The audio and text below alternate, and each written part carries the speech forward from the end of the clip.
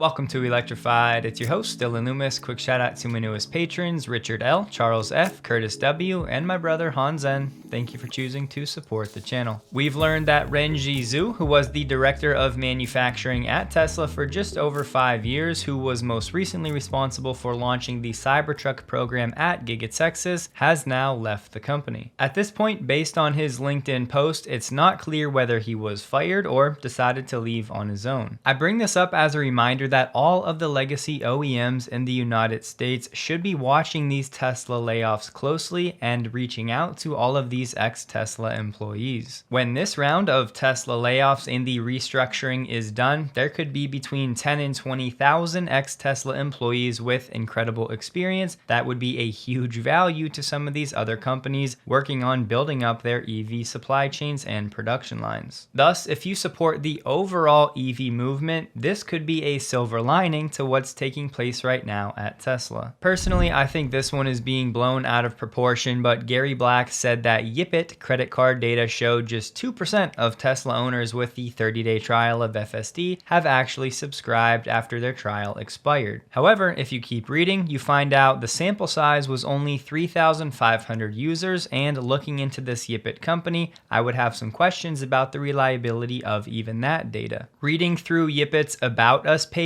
it really does not say anything about what the company actually does. It just talks in vague platitudes. We also have to keep in mind, as of just 2 days ago, there was still 26% of Tesla's fleet that was still on FSD version 11.4.9. This is just a representative sample from Teslafy, but those with the free trial on version 11 would certainly be less likely to actually subscribe. I think with FSD in its current state, a lot of the general population will only subscribe for a month here and there, maybe if they plan to go on a road trip or drive more than usual. I would guess that those with a free trial of version 12 or better would have a higher take rate than 2%, but I also don't think it's anywhere up near 25 or 30% like some were expecting. Until FSD really is more set it and forget it, and the supervision aspect continually comes down and the nag goes away, hopefully in 12.4, I'd just speculate there's a lot of people out there where it's just going to take time, and not even a month will be enough time to actually trust the system, to understand how it's going to behave in different scenarios, and ultimately for it to broadly be a stress-reducing feature rather than a stress-inducing feature. We also just learned that nearly 2/3 of US drivers expressed fear of self-driving tech in the latest related AAA consumer survey. 66% of respondents in the survey said they feared self-driving technology. That's an increase from 54% 3 years ago. At that time, 14% said they trusted the tech, only 9% said they do now. A JD Power survey said confidence fell in autonomous tech from 42 on the 100-point scale in 2021 to 37 in their latest survey in October. But there's a silver lining. Once consumers experience the technology, they tend to form favorable opinions. Consumers who have been in a robotaxi in Phoenix or San Francisco had a 67 confidence score, a full 30 points higher than non-riders. And just so you know, the Los Angeles City Council this month passed a motion in support of proposed legislation in California that, if enacted, would allow municipalities to regulate autonomous vehicles throughout the state. AKA, companies would have to go city by city or even county by county to actually get AV approval. And lastly, by the time we get to version 12.4 and 12.5, possibly toward the end of this year, the take rate given this current version today will largely be irrelevant depending on how good .4 and .5 actually are. And it's not like Tesla can't do a free 1-month trial again in the future. They could do it every quarter, they could do it every time they have a big release, so I think we'll see something like this again in the near future. Plus, even if the take rate really was only between 2 and let's say 5%, Tesla will still learn a lot from this free trial, understanding where the general population is when it comes to FSD adoption. We also have no idea how this Yipit company is accounting for people who have the trial end, but maybe they're going to wait a week or a few weeks to actually subscribe. It may not be accounting for that group of people. However, with all of that said, I think one of the most important things is we all need to come to terms with knowing that no matter how good version 12 is right now, again, to the general public, it's not good enough to pay even $100 per month. So even if the take rate was actually 15 or 20%, that still leaves 80 to 85% of people that do not think it's good enough as it is right now. Tesla released a Schedule 14A telling us that they're actually spending some money to run some ads on both Google Search and on X to encourage shareholders to vote for the upcoming shareholder meeting. In the filing, they shared some of the ads they're running. They also released a letter to shareholders specifically highlighting voting for Proposal 3 and Proposal 4. Those ones being reincorporating in Texas and ratifying Elon's 2018 compensation plan. They also shared this fact sheet showing that since March of 2018, the total shareholder return in Tesla stock was 1,100%. Tesla also generated $15 billion in profit, which was a turnaround from a $2.2 billion loss. There's some people out there today that are upset Tesla is spending money on running ads like this. However, to that I would say two things. One, we have no idea how much money Tesla is spending on these ads. And two, I think the more important point, this just shows how important these upcoming votes are to the future of Tesla as a company. I've said it many times before, but I just think shareholders don't truly understand what the future of Tesla would look like without Elon and if Tesla were to remain incorporated in Delaware. I'll go on record again saying that if Elon's compensation plan vote goes south, just prepare for a lot of turmoil with Tesla stock ahead in that event. In my eyes, this action from Tesla all but confirms that notion. The East Brandenburg Chamber of Commerce and Industry sees the protests against Tesla as a threat to the region's economic development. We just had one company settle here in the region that was a ray of hope for all young people who wanted to stay in the region. This will be permanently damaged by these actions. According to the current economic report, 80% of companies rate their situation as satisfactory or bad. The willingness to invest is also low. Translation: the protests against Tesla have further deterred investors in the region. The protests over the weekend did end on Sunday. However, some groups announced further actions. The Grünheide Municipal Council is expected to discuss the planned expansion of the Tesla site on Thursday. We have Marek Kubik, who was the ex-founder of Fluence Energy, with some interesting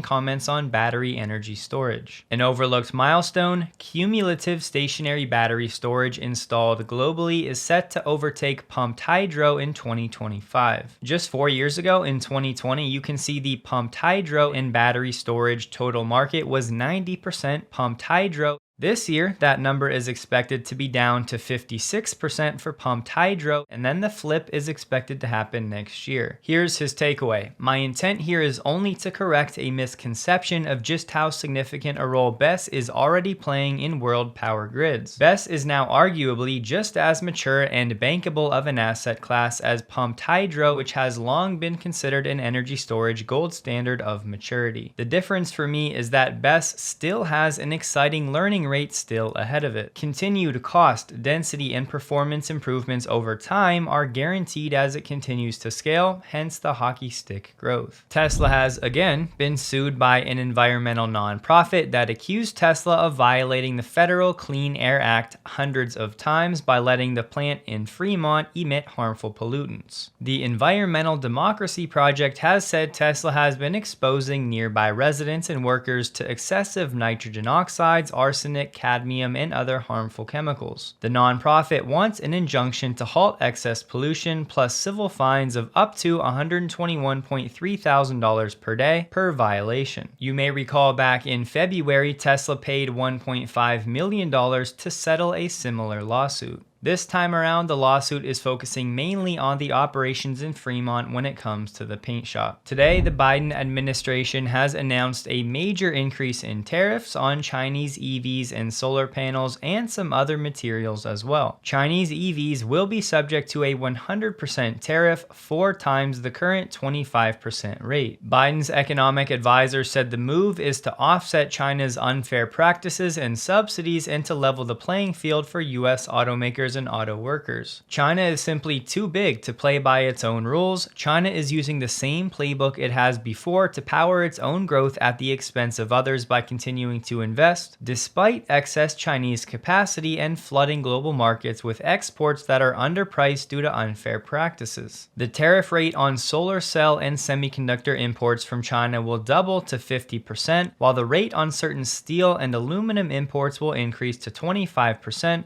more than triple the current level. The hikes will take effect this year for EVs, steel and aluminum and solar cells, and next year for semiconductors. Already, China has said the US politicization and weaponization of economic and trade issues are typical examples of political maneuvering. China strongly expresses its dissatisfaction. It will seriously impact the bilateral relations. The US should immediately correct its wrong practices and cancel the tariff measures imposed on China. China will take resolute measures to defend its own rights and interests. It's true that this will not have a major immediate impact because most of the major Chinese EV makers are not exporting their vehicles to the United States yet. And reading between the lines, given the administration is doing this during an election year, this most likely has more to do with politics and trying to win the battleground state of Michigan. This move is most likely to be celebrated by Detroit because if those Chinese EVs were to undercut the US auto market, they most likely would suffer the most. Also part of this new tariff plan, we have tariff rates going up for lithium-ion EV batteries from China.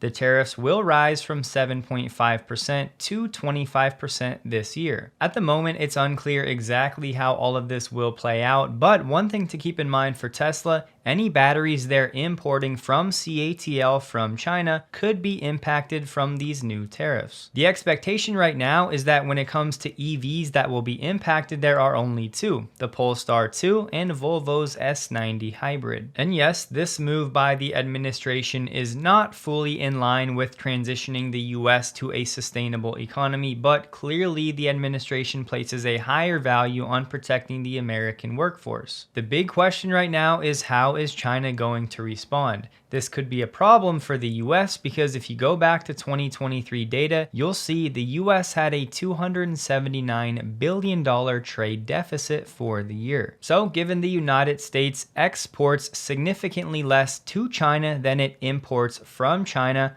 I think China has a bit more leverage here than the US would like to admit. Again though, I think a lot of this is political as over the weekend, Trump has proposed a tax of 200% on every car from Mexican plants. However, that one would have significant impacts on the US auto market right out of the gate because Ford and GM and eventually Tesla will be making vehicles in Mexico. When it comes to that Trump comment, I'm not sure he'd even be able to do that unless he were to repeal the entire NAFTA agreement, which seems unlikely. Also, the tariff rate for battery parts will increase from 7.5 to 25% this year. Tariffs for natural graphite and permanent magnets will go from 0 to 25% in 2026, and tariffs for certain critical minerals will go from 0 to 25% this year. As part of the move, Biden has vowed that the US will never allow Beijing to unfairly control the market for EVs, saying China heavily subsidized all these products, pushing Chinese companies to produce far more than the rest of the world can absorb, and then dumping the excess products onto the market at unfairly low prices, driving other manufacturers around the world out of business. And frustratingly, the Trump campaign said Biden's action today is a weak and futile attempt to distract from the grievous harm his insane EV mandate is doing to the US auto industry and how his radical policies are wiping out thousands of American auto jobs. Trust me, I'm not at all getting political here, but just sticking to the facts, you can certainly make the counterpoint that the Inflation Reduction Act has brought thousands of new jobs to the United States, which are all very closely related to the EV industry. We've been talking about it all year. The political posturing is in full effect, and we should expect it for the next few months. For now, I'll just say it's a guarantee that this is not the end of the story. Now China is up to bat.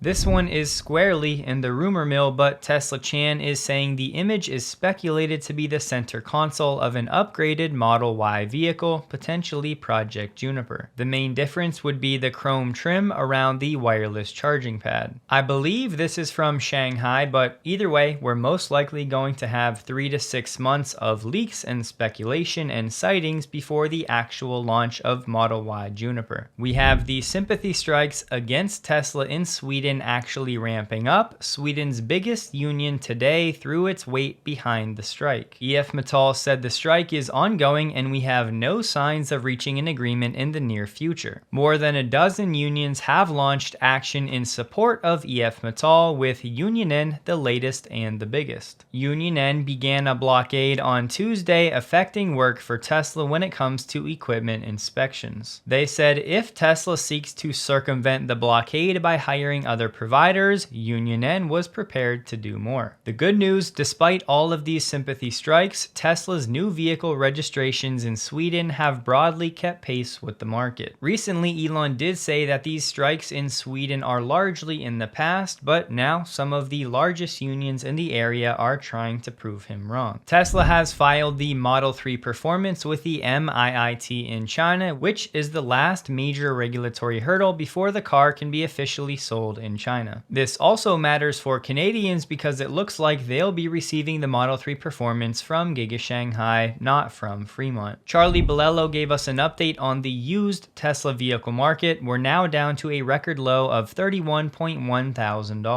However, it appears as though we're approaching a local minimum, as for the past few weeks this number has flattened out. Unless Tesla enacts more price cuts for new vehicles and/or their next-gen lower price vehicles begin hitting the used market, this number for Tesla could stabilize right around $30,000 and maybe hold above it. Just for my people in New Hampshire, if you missed it, you're about to get your first Tesla dealership and service center. It's currently under construction. The goal is to open by the end of the year. Cox Automotive did a 2024 EV adoption study, and they said a second significant wave of shoppers ready to consider buying an EV is poised to begin entering the market in the second half of the decade. They said, while we've seen EV sales growth slow and consideration dip, we believe this is part of a normal growth curve and not the end of the story. We remain bullish on the long-term future of EV sales in America, as many skeptics today will be carefully considering an EV by the end of the decade. With more infrastructure, education, and technological innovation and improvements, we believe EV sales will continue to grow in the long term. The study projects EV consideration will notably increase in 3 to 5 years, with 54% of current skeptics expected to become active EV considerers. Within 10 years, 80% of today's skeptics will have become EV considerers. Currently, only 45% of consumers in market for a vehicle within the next 12 months say they're considering an EV. That's down from 51% last year. While current EV ownership is heavily tilted toward luxury and high-earning households,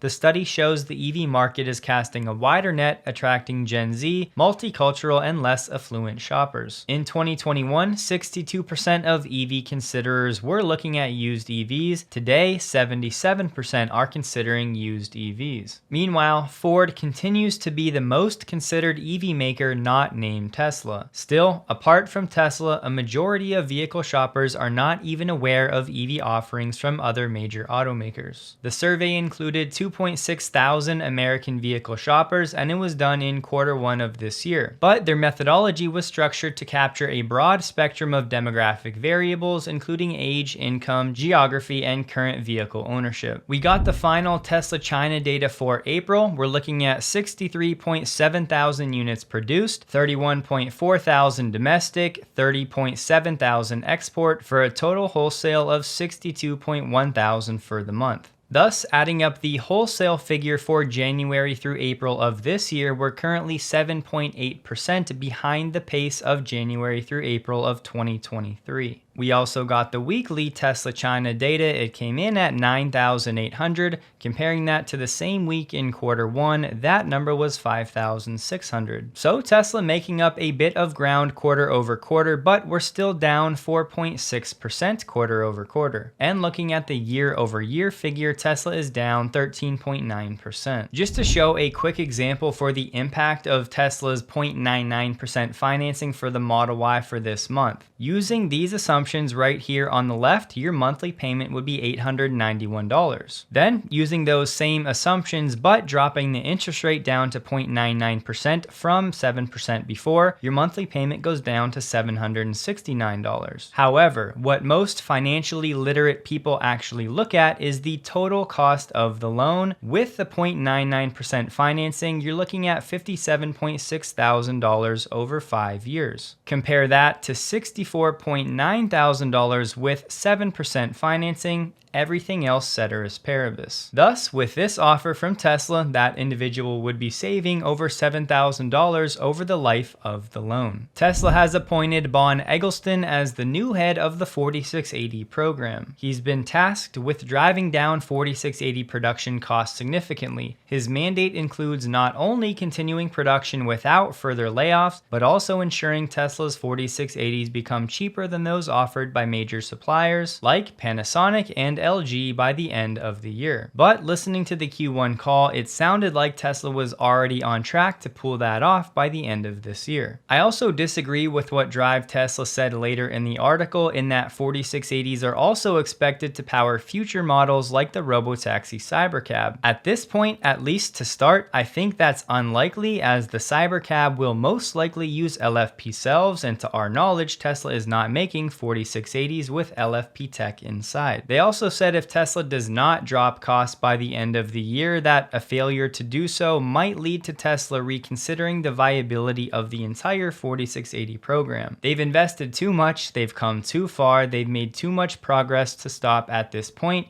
Even if they miss their goals, they'll continue to make the program better. Bon has been at Tesla now for over 7 years, working mainly on cell manufacturing. Mercedes, who originally wanted to go all EV by 2030, is now saying they're stopping development of their MB.EA large platform. The reason for this is disappointing sales figures for current luxury electric cars. Now, like many others, Mercedes is saying we will be able to flexibly offer vehicles with both fully electric systems and electrified high-tech combustion engines well into the 2030s. Kyle Vogt, the former Cruise CEO, has launched a new company, The Bot Company, focusing on humanoid robots for in-home sale, has teamed up with some former Tesla employees, and they just raised $150 million. The Bot Company is already valued at $550 million. The startup aims to create home robots capable of handling household chores like cleaning and laundry. The company's business model is centered on selling these robots directly to consumers, with the added feature of customization through a Discord-like chat server. As mentioned, Kyle Vogt is teaming up with former Tesla tech lead and manager for AI, Paril Jain. At Tesla, Paril was leading the planning, imitation learning, and reinforcement learning team for Tesla AI. His team was focused on building the foundation models for autonomy that can scale to vehicle as well as humanoid platforms.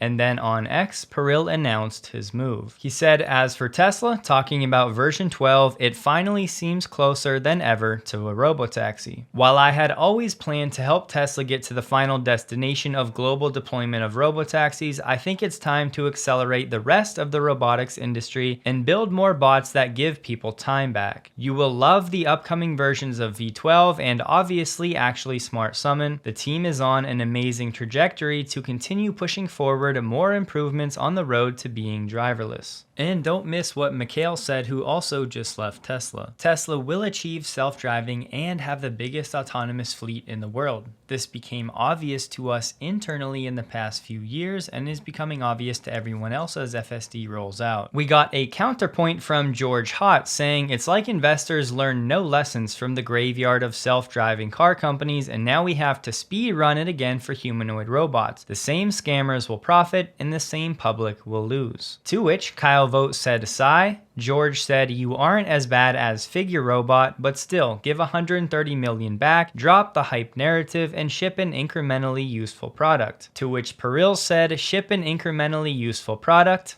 On it. NHTSA has now opened an investigation into Waymo thanks to 22 incidents in which the company's cars were involved in collisions or may have violated traffic laws. The word is Waymo vehicles have crashed into objects like gates, chains, and parked cars. This probe covers an estimated 444 vehicles. Just to clear the air on this one from yesterday, Tesla hiring back some of the roughly 500 members of the supercharger team that were let go. Chief among the personnel coming back is Max DeZager, the director for charging for North America. He was one of the top managers after Rebecca Tanucci. It's still not immediately clear how many laid off workers have been rehired. In case you did not have a chance to read the Musk biography, this is just how he operates. His philosophy has always been to delete, cut, and remove as much as you can, whether it's from a product, the workforce, or a process. The thinking goes, if you're not looking to add back roughly 10% of what you cut, then you didn't cut enough in the first place. That's because once you make those mass cuts, then you can actually see where problems crop up and where you actually need people, aka who or what is essential. Case in point, what Elon did with Twitter. Went in, laid off a majority of the staff, and then started hiring people back slowly. How about a Tesla example? There was a time when Elon said he was going to close most of the retail stores, but just a few days later, Elon then backtracked on that decision. Don't forget, at the time, this was March 2019, and analysts said the seemingly spontaneous yet dramatically altering strategic decisions does not lend to a lot of confidence. A friendly reminder, since March 2019, Tesla stock is up over 893%. The exact same thing is happening today. Plenty of people are doubting Elon and his judgment, saying that he's making rash decisions, the same thing people were saying over 4 years ago. As it turned out, Tesla did just fine over the last 4 to 5 years. Porsche is planning to roll out a hybrid version of the 911, and it looks like it'll make its debut later this month. When Ford said it was going to cut around $12 billion in EV spending, things like this should be expected. Ford has now begun cutting orders from battery suppliers to stem EV losses. For what it's worth, CATL said its cooperation with Ford is moving forward as normal. Stellantis and Leapmotor put out a press release saying that their joint venture is now complete, 51% for Stellantis. The companies are now laying the groundwork for their T03 and C10 vehicles, first in European markets, then expanding to India and Asia Pacific. The gist of the partnership will be Leapmotor's technology and products, along with Stellantis supporting in areas like overseas channels, services, and marketing. Stellantis has said this move is only going to be complementary to their own EV plans, but you don't partner with an EV maker from China if you're overly confident about your own EV prowess. Yes, there can be strategic benefits, but oftentimes these joint ventures can bring unnecessary levels of complication. Cruise said starting this week, its AVs will begin supervised autonomous driving in Phoenix. To begin, these rides will have a safety driver present. This will be a testing and a validation phase. They've talked about their over 5 million driverless miles before, and they said they'll begin supervised autonomous driving in Phoenix and will gradually expand to Scottsdale, Paradise Valley, Tempe, Mesa, Gilbert, and Chandler. Rivian has informed state officials it plans more layoffs in California. It's planning to lay off more than 120 employees, including 89 in Irvine and 28 in Palo Alto. The job losses will begin in June. U.S. sales of Volvo's battery-powered XC40 Recharge and C40 crossovers plummeted 65% in the first quarter to just 970 vehicles. The owner of Volvo Cars in Memphis said dealers are accepting fewer EVs from the factory, saying, "We just don't see the consumer interested in EVs." Volvo has adjusted to reality by dialing back EV supply while ramping up plug-in hybrid vehicle allocations. In the first 4 months of the year, Volvo's plug-in hybrid sales in the US surged 55% 10% to 10.1 thousand. Carnival Corporation, the world's largest cruise company, today announced 100% of its ships across the global fleet are equipped with Starlink. The upgrade rivals on-land connectivity experiences. The added bandwidth also boosts each ship's operational and communications capabilities with more continuous onboard equipment monitoring and real-time connectivity and data sharing between ship and shore teams, along with the enhanced versatility to more quickly roll out new guest services and features. Tesla stock closed the day at $177.55, up 3.29%, while the Nasdaq was up 0.75%. It was a lower volume day for Tesla, trading about 16 million shares below the average volume the past 30 days. And in case you missed this meme from Elon about Reuters, I had to share it as I was actually LOLing when I saw it. Hope you guys have a wonderful day. Please like the video if you did. You can find me on X linked below, and a huge thank you to all of my Patreon supporters.